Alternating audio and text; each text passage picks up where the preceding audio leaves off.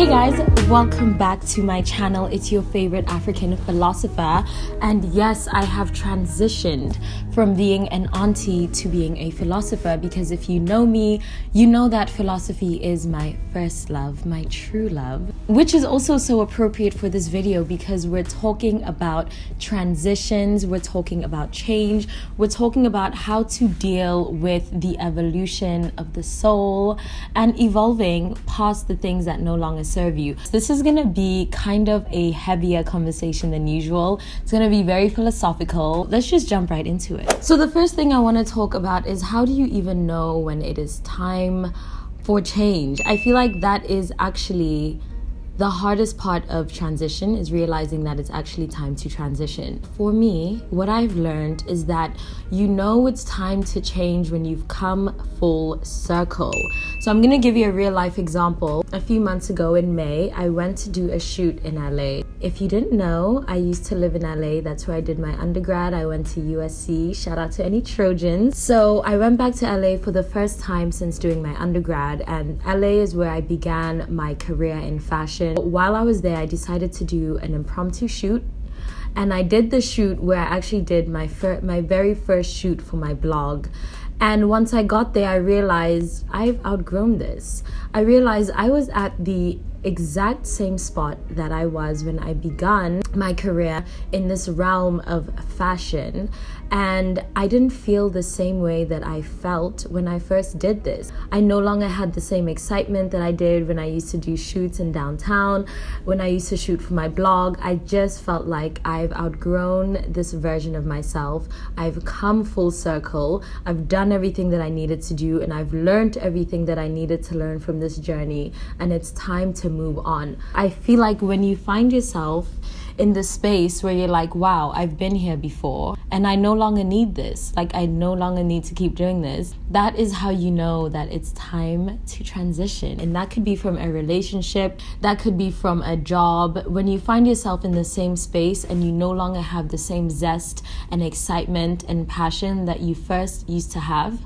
it's time to move on, fam. I think it's important to realize that life is a constant state of motion. And as soon as you find yourself feeling stagnant, once you feel bored, boredom is the number one indication that it's time to change. The nature of reality and life is constant change.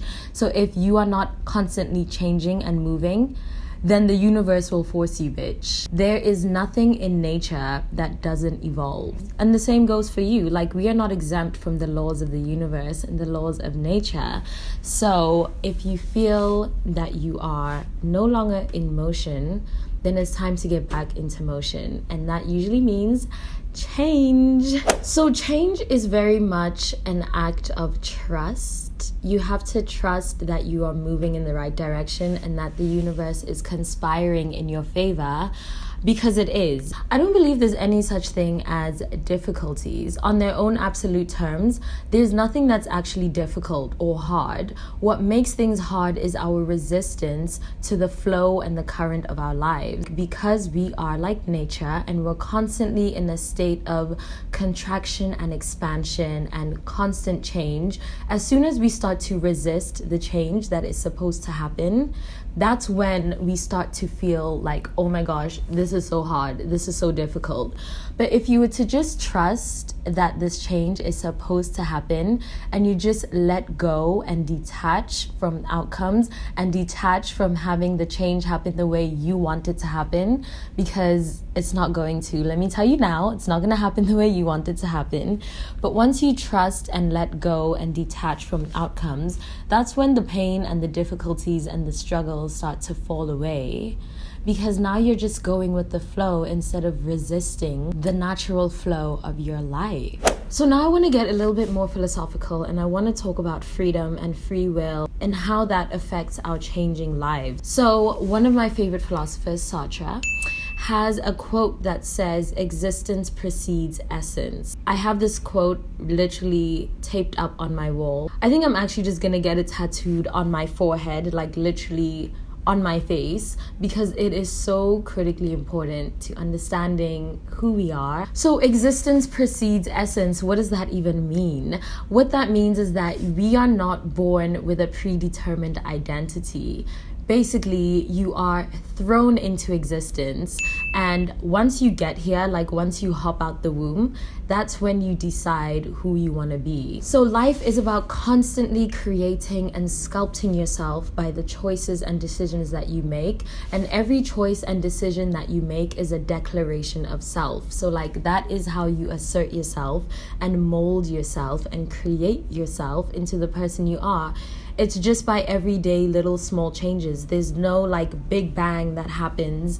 It's just change happens in the everyday, which is why it's so important to make decisions intentionally and not just be a prisoner of your past. The reason I'm bringing this up, if you're wondering like what does this have to do with anything, is because a lot of times it's hard for us to change and to evolve and to grow because we're so attached to the past versions of ourselves.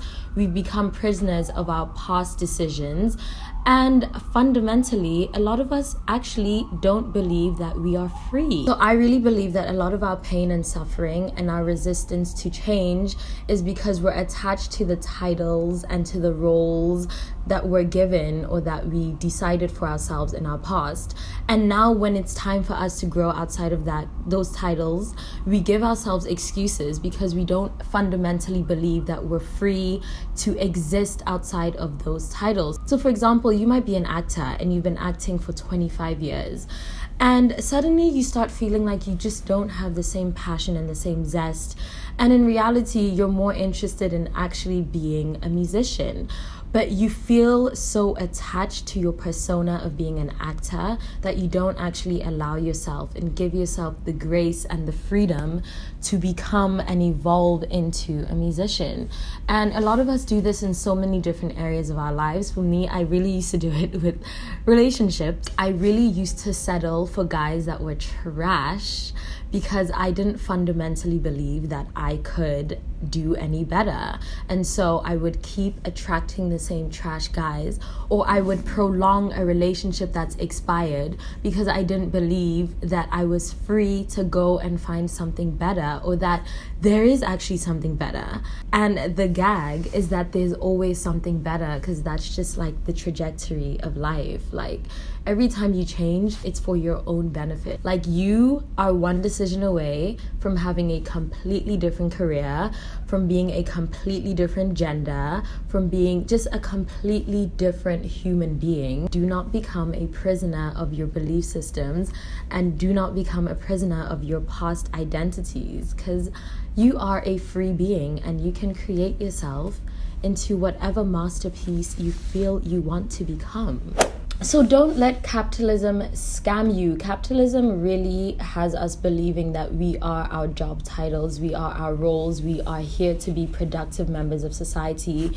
But capitalism is so limiting, and if we're keeping it real, capitalism is not here for your expansion. It's only here to take from you and not to give anything back. Always remember that you're so much more expansive than the life you're living right now. Even if you're literally living your best life, you could still be more expansive. So let's just summarize today's philosophy lesson in change, which is that A, how do you know when it's time to change? When your life becomes stagnant, when you're no longer in motion. B, change is actually the equilibrium of life. Change is the way life is supposed to be. Nothing is ever supposed to be stable. There's no such thing as stability.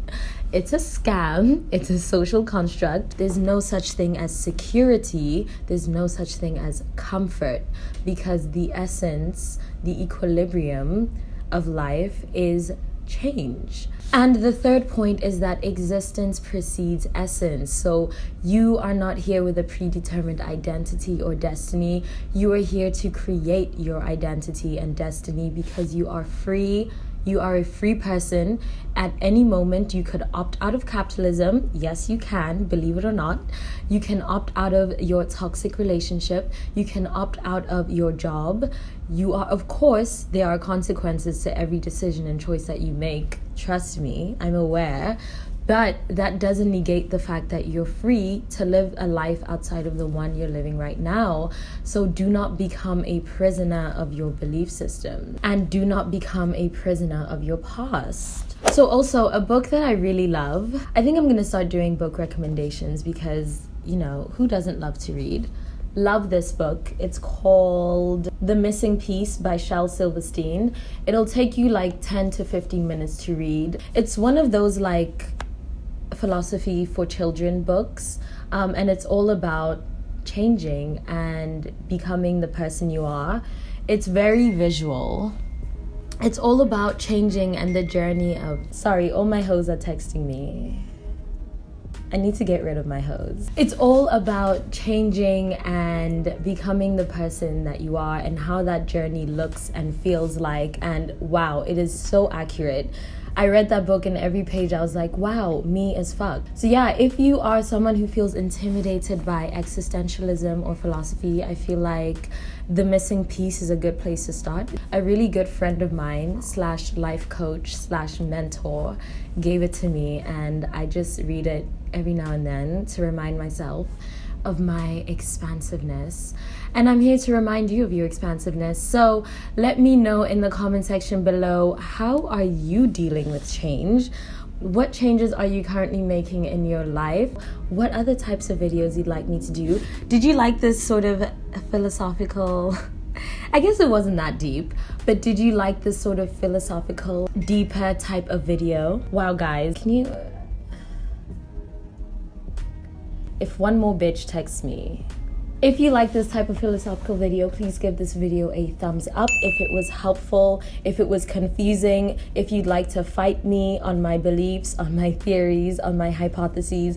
Let me know in the comment section below. I'm down for discussion always. And I'm always having thought-provoking philosophical conversations on my Instagram page, so make sure to follow on Instagram, and let's continue the conversation there. Thank you guys so much for watching. I will see you in my next video. Bye.